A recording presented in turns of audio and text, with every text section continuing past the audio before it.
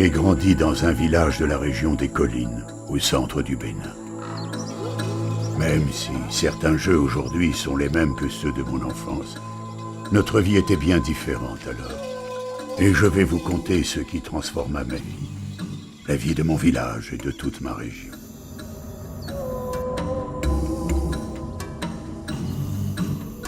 J'avais 8 ans, et souvent j'allais seul écouter le vent siffler dans les feuilles du grand arbre. Dans le village, on racontait qu'on pouvait aussi entendre les esprits des ancêtres. Si tu tends l'oreille, la voix de la sagesse te guidera et te protégera, disait-on. Un jour, un bruit que je n'avais jamais perçu auparavant retentit dans la brousse. La curiosité me poussa à découvrir ce que c'était. Derrière les arbres, j'aperçus alors d'énormes machines oranges. Elles avalaient les cailloux et déplaçaient la terre, et elles se dirigeaient vers mon village. Impressionné, je me demandais si ces hallucinations n'étaient pas le fait d'un mauvais génie. Il y avait des hommes partout, en grand nombre. Que faisaient-ils ? Quel était leur but ? Alors que je m'aventurais toujours plus loin, l'un d'eux me remarqua et me fit un signe. D'abord inquiet, je décidai finalement de lui parler. Je lui dis fièrement que je m'appelais Parfait. Et je compris tout de suite que ce n'était pas un mauvais génie. Il m'expliqua qu'il était conducteur et qu'avec son équipe, il construisait une route. Une route ? J'avais 1000 questions à lui poser. Pour mieux comprendre, je lui demandai de me dessiner la route.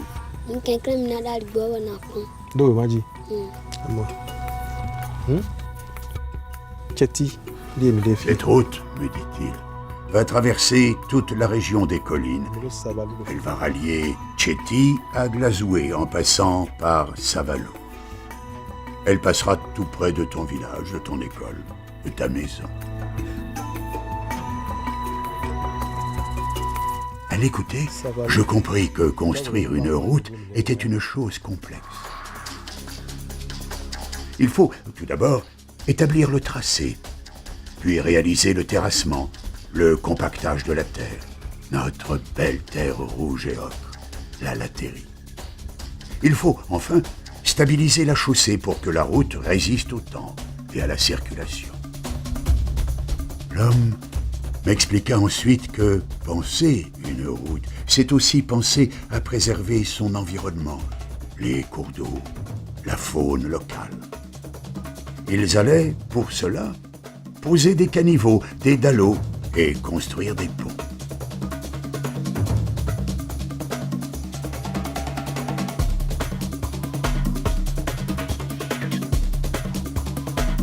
Moi, qui imaginais un mauvais sort jeté sur nos terres et sur les miens, je m'étais trompé.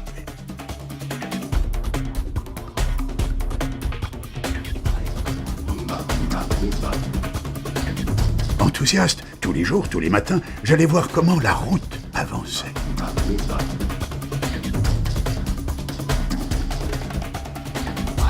À l'école, on nous enseignait le langage de la route, pour vivre en harmonie avec elle et éviter ses dangers. J'étais fier de prendre la parole et de transmettre à mes camarades ce que l'homme m'avait appris. Si j'avais compris comment fabriquer une route, la question que je me posais maintenant était de savoir pourquoi.